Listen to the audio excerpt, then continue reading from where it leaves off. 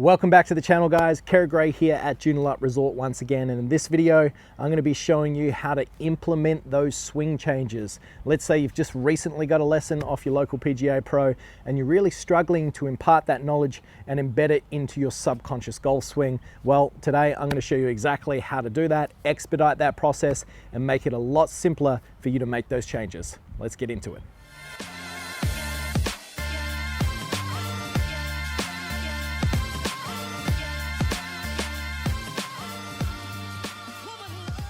Now, over my years of coaching, many a time I'll get players come to me and say that they've previously had lessons, but they've really struggled to implement that newfound knowledge and understanding of what they need to do to improve with their golf game.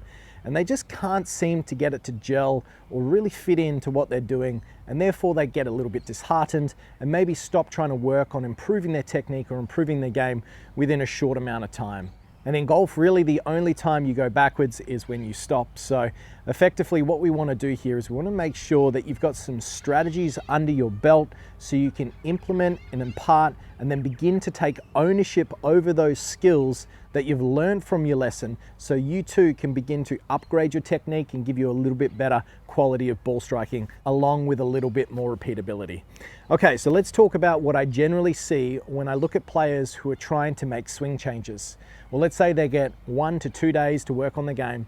They'll go down to the driving range, they'll get themselves a large bucket of balls, they'll put it right next to themselves like this, they'll hit a couple of shots, loosely feeling what they thought they've been told, go ahead and rapid fire ball after ball after ball, rake and pull, rake and pull, rake and pull. And when you do this, effectively all you're doing is looking for the instant gratification of the result. And when you're working on the mechanics of your swing, we need to be a lot more focused on the process and not necessarily the outcome. If you do indeed stand here with 100 golf balls and you're using the same club and swinging wildly away at high speed, well, effectively all you're doing is grooving that one swing, that one mode to a target which is not necessarily set out, or it's going to simulate exactly what you would do out on course. So effectively what you're doing here is you're trying to essentially groove a golf swing which is not going to hold up under the conditions in when you're out there playing. So when we're working on the driving range, we really need to separate our time. And when you're working on what's called block practice, so block practice when you're trying to really work on a specific or a particular area in your golf swing to improve the motion so you can get a little bit more consistency with how you swing that golf club, it's very important we approach this from a specific manner.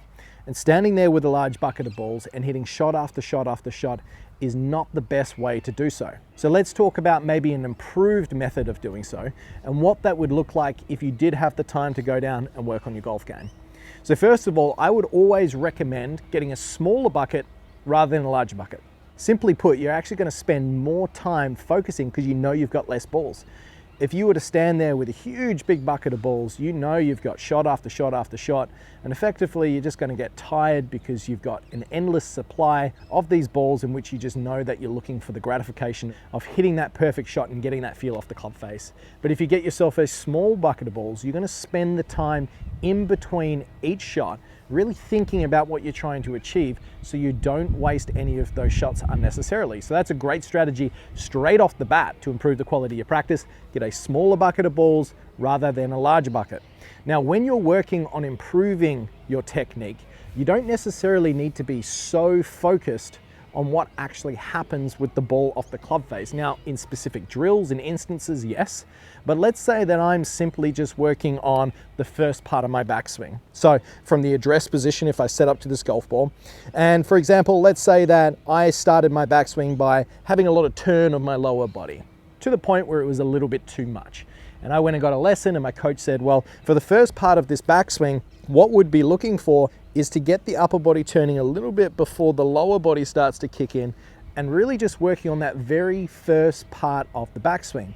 And let's say that coach then gave you a representation on film that showed you that when you did move your lower body too aggressively off the golf ball or you started turning too early, the golf club went back and behind your body in this fashion here.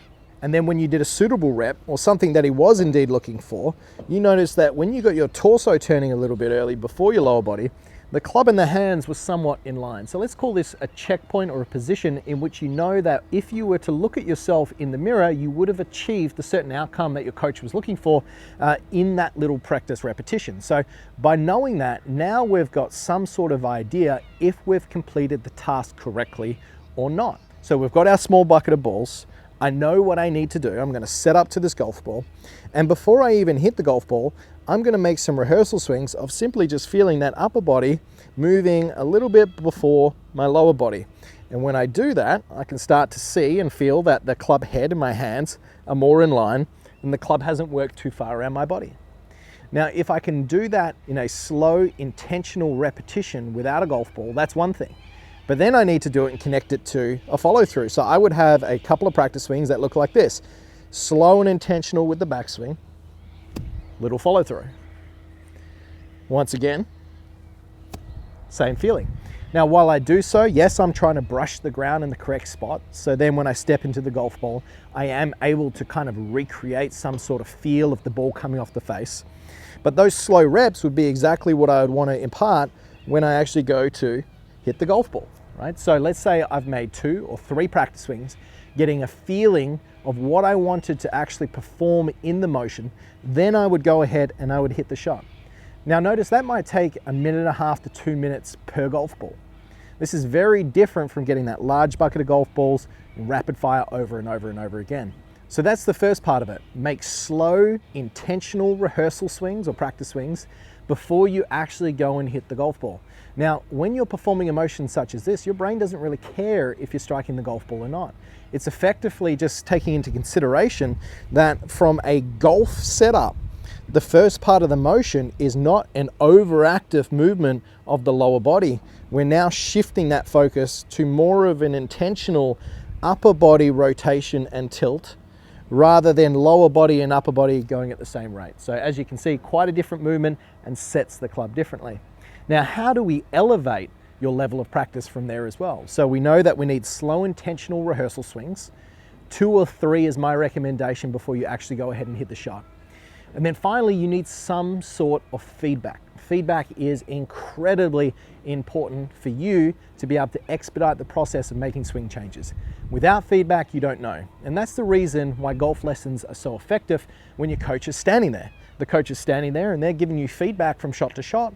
They might say yes, they might say no, they might say you need a little bit more of this, a little less of this. So the way that we then bridge that gap between what you can do in the lesson and then get that same level of effectiveness when you're practicing by yourself is to stand in front of a mirror or set up a camera or something similar. There's a few great apps out there that you can record yourself. But if I have that checkpoint that the coach has given me, when I know that if my lower body's rotated too much and the club has gone behind me like this, and he said that if I move the golf club back into this frame here, I can see the head and the hands more in line from that camera angle. Well, then if I have a mirror or something similar behind me, I can make slow rep after slow rep and keep checking every time to ensure I'm in this position. And while I'm doing that, I'm starting to get a feel of how my upper body versus my lower body. This feels very different from when I then do the opposite, which is where this lower body's rotating too much and I can see the club heads move behind. So we've got slow, intentional rehearsal swings. We're then using feedback to ensure that we are indeed hitting the position that the coach has given me.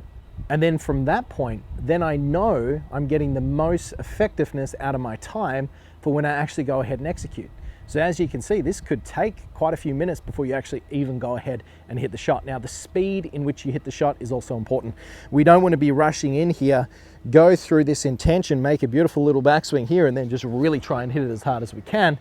Because effectively what's happening then is you're just trying to get distance and achieve a certain outcome in a strike rather than focusing on the one key point that matters, which is that first sort of trigger off the golf ball in which you covered with your coach. So once again, what I would really recommend is whenever you are making swing changes, I want them to be slow and intentional. I want you to use some feedback, use a mirror, use a camera, video, anything you like, just so you've got some sort of an idea or a checkpoint that you're actually rehearsing correctly what the coach has given you. And then that will make a massive difference to the effectiveness of your practice and the amount of time it takes to impart the knowledge that your coach has shared with you. So this is just one of the many strategies you can utilize if you're working on the mechanics of your swing. Rather than grabbing a big bucket and doing rapid fire, this is certainly one that I recommend, and I coach all my players through the process of learning how to do this effectively, so I know that in between lessons, they are getting the most out of the time spent on the range. Everyone's time is valuable, and if you utilize some of these little strategies that I've given you today, it will make a massive difference in your ability to change your golf swing for the better and shoot some lower scores. So I hope you've enjoyed today's video. Please like and subscribe, comment below if you got any questions. But until next time, I'm Kerrod. Thanks for watching.